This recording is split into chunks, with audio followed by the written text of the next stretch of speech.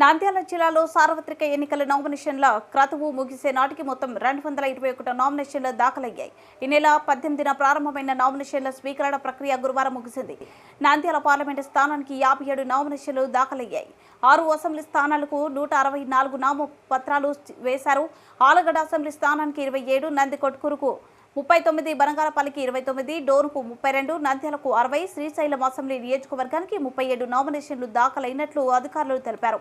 చివరి రోజు 137 జిల్లాలో సార్వత్రిక ఎన్నికల నామినేషన్ల ప్రక్రియలో చివరి రోజున గురువారం 145 నామపత్రాలు సమర్పించారు. నంద్యాల ఎంపీ స్థానానికి 32, ఆలగడ్డ అసెంబ్లీ స్థానానికి 12, నంద్యాల 29, శ్రీశైలం 15, నంది కొట్కూరు 20, బనగానపల్లి 17, డోన్ అసెంబ్లీ స్థానానికి 12 నామినేషన్లు వేశారు. నామినేషన్ దాఖలు ముగియడంతో శుక్రవారం నామినేషన్ వేసిన అభ్యర్థులు నామినేషన్ దాఖలను అధికారులు పరిశీలిస్తున్నారు.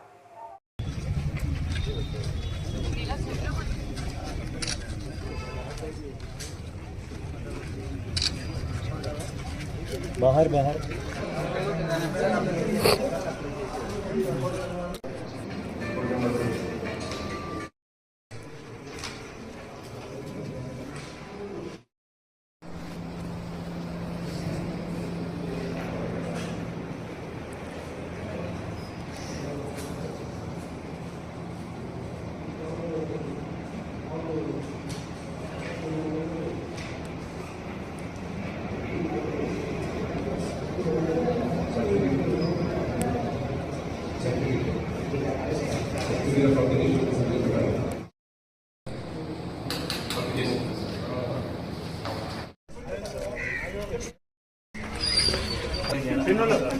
సార్వత్రిక ఎన్నికల్లో భాగంగా ప్రతిపక్ష తెలుగుదేశం పార్టీ, జనసేన, బీజేపీతో పొత్తు పెట్టుకుని వైఎస్ఆర్ కాంగ్రెస్ పార్టీని ఢీకొట్టేందుకు ధైర్యం, దమ్ము లేక అందరూ ఏకమై వస్తున్నారని కుట్రలు, కుతంత్రాలు, మోసాలు చేస్తే ప్రతిపక్ష పార్టీలు పొత్తులను, ఎత్తులను చిత్తు చేద్దామని మరోసారి రాష్ట్రంలోని నంద్యాలలో వైఎస్ఆర్సీపీ జెండాను రెపరెపలాడిద్దామని వైఎస్ఆర్సీపీ ఎమ్మెల్యే అభ్యర్థి శిల్పా రవిచంద్ర కిషోర్ రెడ్డి పిలుపునిచ్చారు.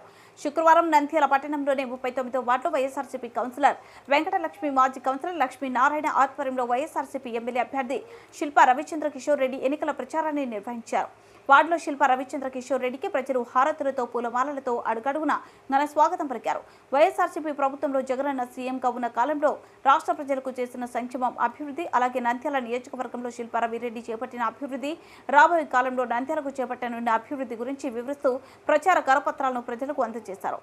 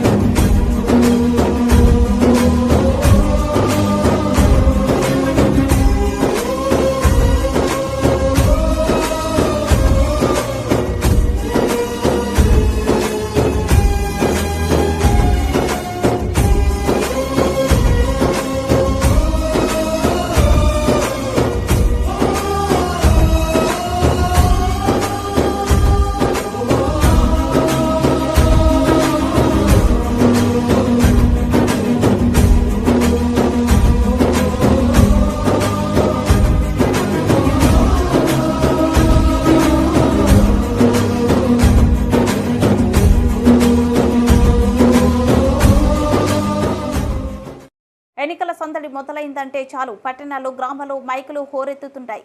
మీ ఓటు మాకే అంటూ పార్టీల రూపంలో అనుకరణల మధ్య పార్టీల పేరుతో ఉదరగొట్టడం సర్వసాధారణం. ఎన్నికల బరిలో నిలిచిన అభ్యర్థులు ఓట్లు అభ్యర్థించేందుకు ఇంటింటికి తిరగడం, రోడ్ షోలు, సమావేశాలు నిర్వహిస్తుంటారు. పర్యావరణ చట్టాలు, నిబంధనలను అభ్యర్థులు, రాజకీయ పార్టీలు తప్పనిసరిగా పాటించాలి. ప్రచార సాధనాల మోత చెవులో మారుమోగుతుంది. హద్దులు మీరిన శబ్దాలతో తలనొప్పి వస్తుంది. కొన్ని ప్రాంతాలు రాత్రి పగులు తేడా లేకుండా డీజే శబ్దాలతో విపరీత ధోరణికి పోవడం సమస్యగా మారుతుంది. చట్టపరంగా ఏ మేరకు ధ్వని మోగించుకోవాలో ఎన్నికల సంఘం నిర్ణయించింది. శబ్దం పెరిగిందా కేసు నమోదు కావాల్సిందే. ప్రచారంలో పెద్ద పెద్ద స్పీకర్లు, డీజే బాక్సుల వినియోగం నిషేధం. ప్రచారంలో భాగంగా నివాస ప్రాంతాల్లో 45 నుంచి 55 డెసిబెల్స్ శబ్ద తీవ్రత, విద్యాలయాలు, న్యాయస్థానాలు, వైద్యశాలల సమీపంలో 40 నుంచి 50 డెసిబెల్స్, వ్యాపార ప్రాంతాల్లో 55 నుంచి 65 డెసిబెల్స్, పారిశ్రామిక ప్రాంతాల్లో 70 నుంచి 75 డెసిబెల్స్ తీవ్రత ప్రచారం నిర్వహించవచ్చు.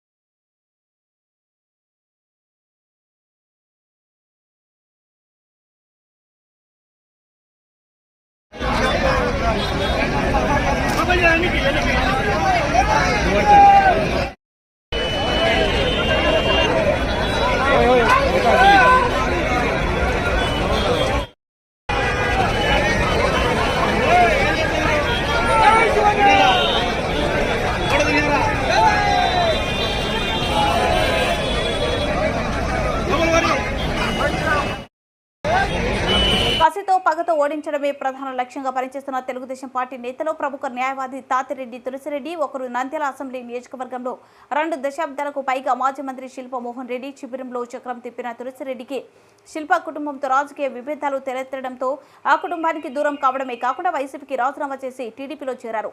నంద్యాల పార్లమెంట్ టీడీపీ అభ్యర్థిగా పోటీ చేస్తున్న ఫారూక్ విజయం కోసం అద్భుతమైన వ్యూహాలను అమలు చేస్తున్నారు. అవసరమైనప్పుడు విలేకరుల సమావేశాలు పెట్టి శిల్పపై విరుచుకుపడుతున్నారు. ఒకవైపు వైసీపీ ఎమ్మెల్యే అభ్యర్థి శిల్ప రవిచంద్ర కిషోర్ రెడ్డి శిబిరంలో అసంతృప్తిగా కొనసాగుతున్న కార్యకర్తలను, నాయకులను ఫారూక్ వైపు తిప్పడంలో కీలక పాత్ర పోషిస్తున్నారు.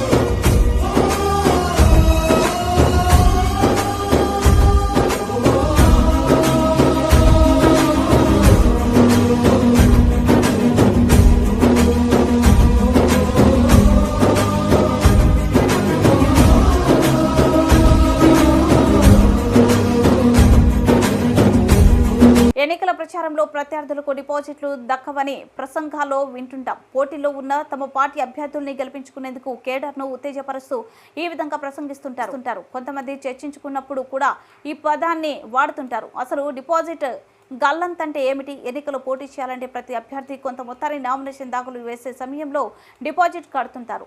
అసెంబ్లీకి అయితే ఓసీ అభ్యర్థి 10,000, అదే ఎస్సీ ఎస్టీ అభ్యర్థులు అయితే 5,000 డిపాజిట్లుగా చెల్లించాలి. పార్లమెంట్ స్థానానికి అయితే జనరల్ అభ్యర్థులు 25,000, ఎస్సీ ఎస్టీ అయితే 12,500 చెల్లించాల్సి ఉంటుంది. ఎన్నికల ఓట్ల లెక్కింపు పూర్తయిన తర్వాత వచ్చిన ఓట్లు బట్టి ఈ మొత్తాన్ని తిరిగి ఇచ్చేస్తారు.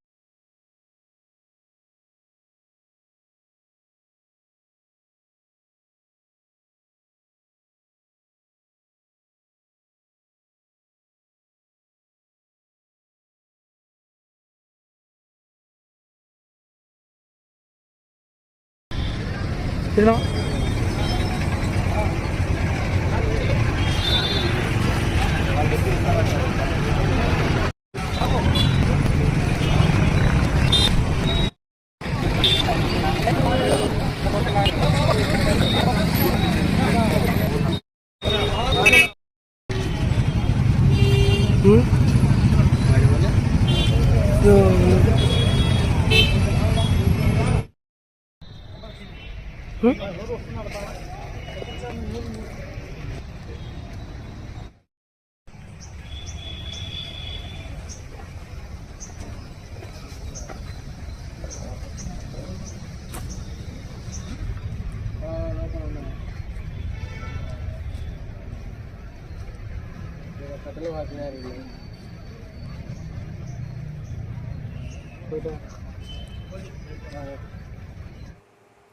నంద్యాల సాయిబాబా నగర్ 25 వార్డు తెలుగుదేశం పార్టీ యువ నాయకుడు కరణం వెంకట గణేష్ చౌదరి పార్టీ కోసం అహర్నిశలు కృషి చేస్తున్నాడు.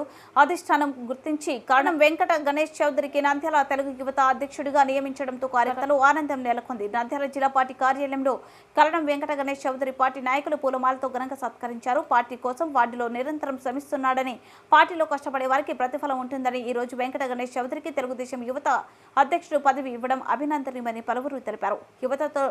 యువతలో ఆనందం నెలకొంది. ఈ సందర్భంగా కరణం వెంకట గణేష్ చౌదరి మాట్లాడుతూ తెలుగుదేశం పార్టీ అధిష్టానం నాకు నంద్యాల తెలుగు యువత అధ్యక్ష పదవి ఇవ్వడం ఆనందం ఉందని, పార్టీ గెలుపు కోసం అనంతరం కృషి చేస్తానని, నంద్యాల ఎమ్మెల్యే అభ్యర్థి ఎన్ఎండి ఫారూక్ గెలుపు కోసం కృషి చేస్తానని తెలిపారు.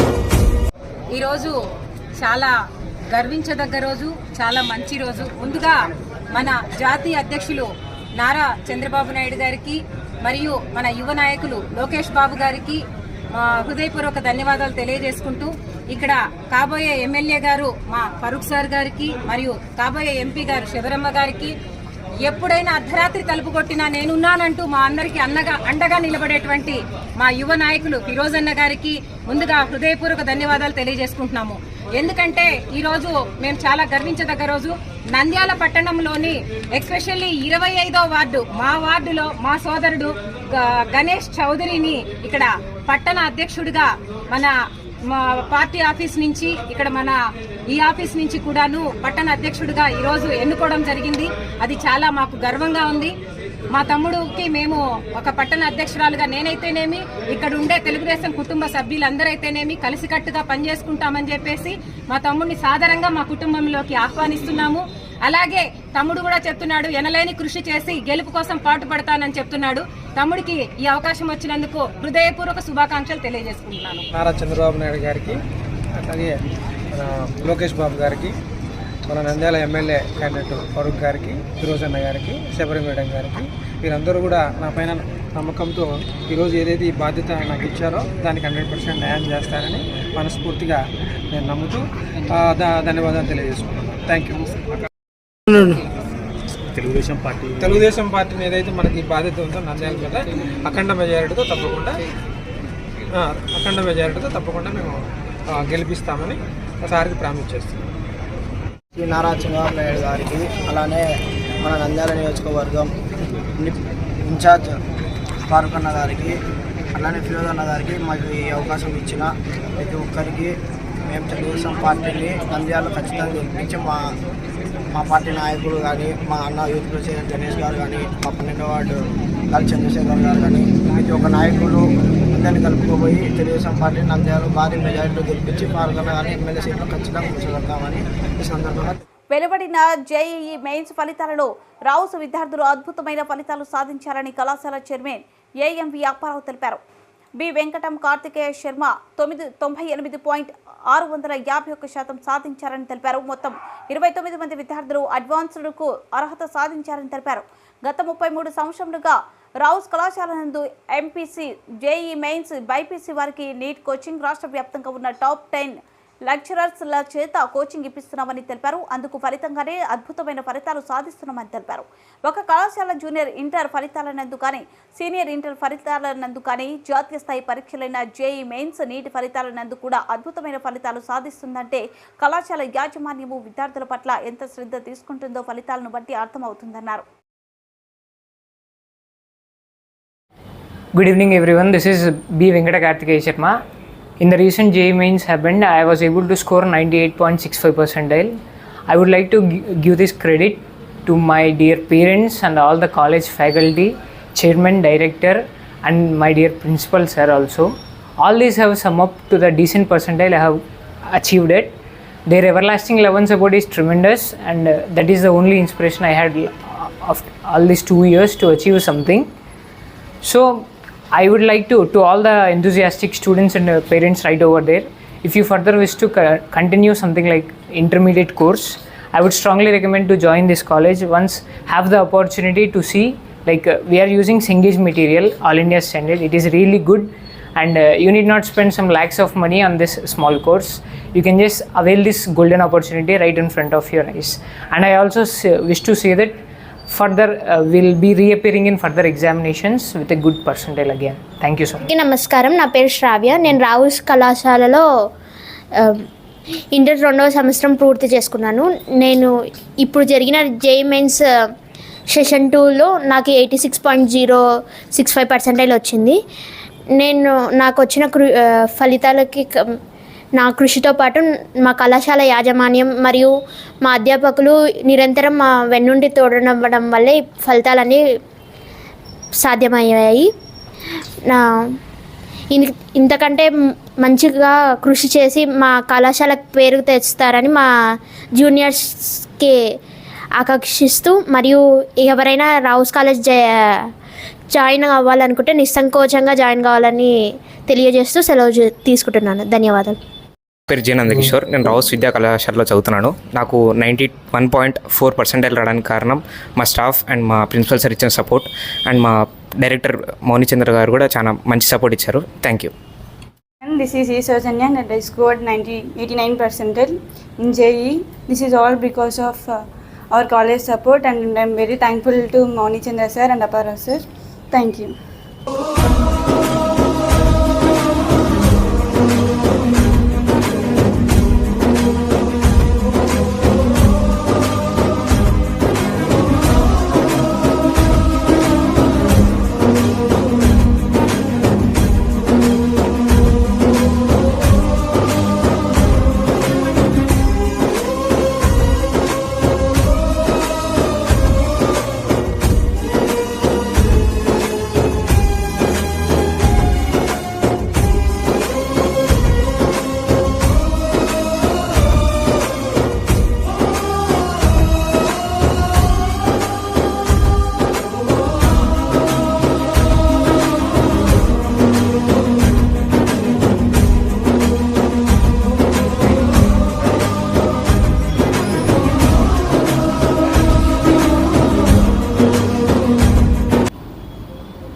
ఎప్పట్లాగానే ఈరోజు ప్రకటించిన జేఈఈ ఫైనల్ ఫలితాల్లో 14 మంది విద్యార్థులు మంచి ర్యాంకులు సాధించారు.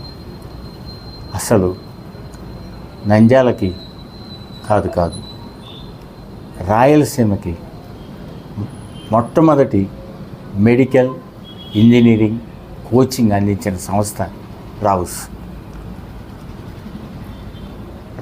మరి 1986 నుంచి ఈ కోచింగ్ ఇవ్వడం జరిగింది.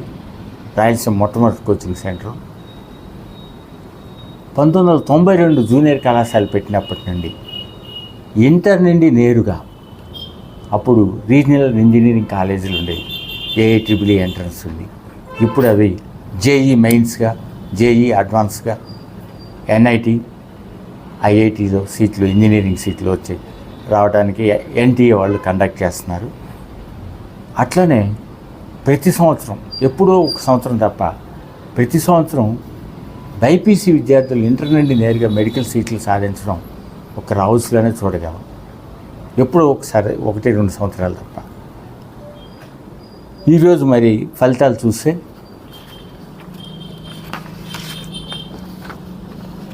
JEE ఫైనల్ ఫలితాల్లో మరి 14 మంది విద్యార్థులు మంచి ర్యాంకులు సాధించారు. బి వెంకట కార్తికేయ శర్మ 98.651% సాధించి 14 మంది IIIT సీట్లు, NIT సీట్లు కలిపి టోటల్గా 14 మంది సీట్లు సాధిస్తున్నారని, ఇంతటి ఘన విజయం సాధించడం మా విద్యార్థుల్ని, మాకు సహకరించిన తల్లిదండ్రులని, మా అధ్యాపక వర్గాన్ని, మా ప్రిన్సిపల్స్ని, మా స్టాఫ్, ముఖ్యంగా స్టాఫ్ని అభినందిస్తున్నాను. మరి ఈరోజు ఇన్ని సంవత్సరాలుగా ఒక్క సంవత్సరం కూడా మిస్ కాకుండా ఇటు ఇంటర్మీడియట్ ఫస్ట్ ఇయర్లోను, సెకండ్ ఇయర్లోను 4 గ్రూపుల్లోనూ, ఒక గ్రూప్ కాదు, ఒక సంవత్సరం వస్తే ఒక సంవత్సరం మిస్ అవ్వడం కాదు, 2 సంవత్సరాల్లోనూ, ప్రతి సంవత్సరము 2 సంవత్సరాల్లోనూ 4 గ్రూపుల్లోనూ మరి నిలకడైన ఫలితాలు, 10ల సంఖ్యలో స్టేట్ లెవెల్ మార్క్స్, 100ల సంఖ్యలో 90% పైన సాధిస్తూ ఇంటర్మీడియట్లో, ఇలా JEE నీట్లో కూడా ర్యాంకులు సాధించడం ఒక సాంప్రదాయంగా రావుస్ మార్చుకుంది. ఇక్కడ ఒక విషయం చెప్పాలి, JEE శిక్షణకి ఇది all India coaching, all India entrance.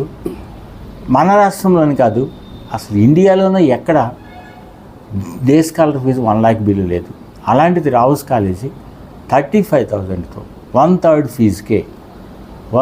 ఫీజుకే శిక్షణ ఇస్తూ, అది స్టేట్ లెవెల్ ఫ్యాకల్టీతో, నేషనల్ లెవెల్ సింగేజ్ వాళ్ళ మెటీరియల్ ప్రోగ్రామ్తో, ఎగ్జామ్ పేపర్స్తో, మరి స్టేట్ లెవెల్ నేను చెప్తున్నానండి. చాలామంది తెలియక కార్పొరేట్ అని చెప్పి వెళ్తున్నారు. కేవలం విజయవాడలో ఒక కాలేజీ, హైదరాబాద్లో ఒక క్యాంపస్ మాత్రమే రావుస్తో సమానంగా కోచింగ్ ఇస్తున్నారు. మిగతా అయిన రావుస్ తర్వాత కోచింగ్ సెంటర్లే. కావాలంటే అక్కడికి వెళ్ళిన వాళ్ళు ఒకసారి వచ్చి మా కాలేజీలో ఏంటి ఎస్ రావుసే బాగుంది అని చెప్పి ఒప్పుకుంటారు. మేము తక్కువ ఫీజుకి చెప్తున్నామని చెప్పి మరి నా ఉద్దేశంలో విద్య వ్యాపారం చేయకూడదు. మాకు ఎంత ఖర్చు అయితే సరిపోతుందో అంత ఖర్చుకే మేము చెబుతున్నాము. కాబట్టి మా శిక్షణా లాభాన్ని అందరూ పొందగలరని చెప్పి ఆశ. బి వెంకట కార్తికేయ శర్మ 98.650 సాధించారని చెప్పారు. మొత్తం 29 సంవత్సరాలుగా రావుస్ కళాశాల ముందు MPC, JEE మెయిన్స్, బైపీసీ వారికి నీట్ కోచింగ్ రాష్ట్ర వ్యాప్తంగా ఉన్న రావుస్ లెక్చరర్స్ ఇలా చేత కోచింగ్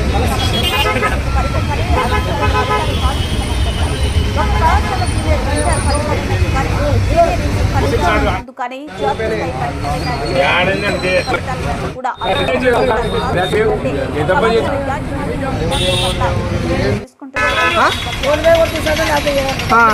మీ పరిస్థితి ఎట్లా మళ్ళా ఫోన్ పే ఉండదా మీకు?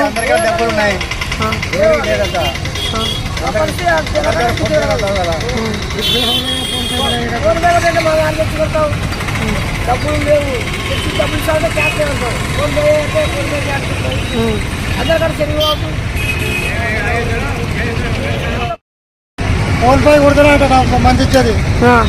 ఫోన్ పేలో డబ్బులు ఇచ్చే తీసుకోవడం లే, ఫోన్ పే చేస్తే మంది ఇస్తామంట.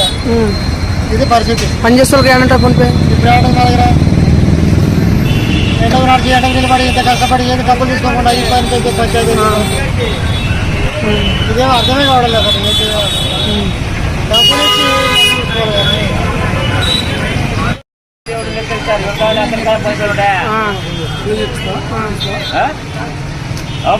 అందరూ చెప్పు. మీకు పని చేస్తాను. ఫోన్ పే డబ్బులు కావాలట వాళ్ళకి. లేదు పో అంటారు, డబ్బులు ఉంటాయి. ఫోన్ పే కావాలంటారు. ఇదో చిన్న సెల్ ఉంది, ఛార్జ్ కావాలి. లేవా మరి ఇంత మా ఘోరంగా అయిపోయింది మందు. ఉంటారా ఈ గవర్నమెంట్ పోతారా? 200-300 పెడతారా జనానికి? 300 డబ్బులు పెట్టి తాగాలంటే కష్టం చేసుకుంటారు. ఏడ తాగుతారయ్యా? కొత్త మొక్కులు పని చేస్తారు 200 పనికి. ఫోన్ పే అంట, మళ్ళీ ఫోన్ పే దానికి తోడుగా కష్టం చేసే వాళ్ళకి ఉన్నాయి, ఏడు వాళ్ళకి ఏముంటాయి? మరి ఉత్తలు కష్టం చేసే ప్రభుత్వం వద్దయా? ఈ ప్రభుత్వమే వద్దు, ఈ జగన్ ప్రభుత్వమే వద్దు.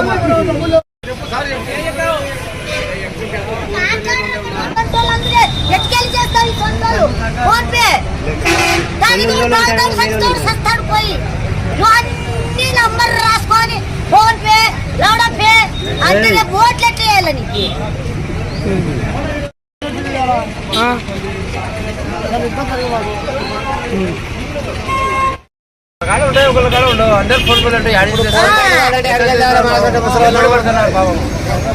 అర్థం మర్చిపోవాలన్నా.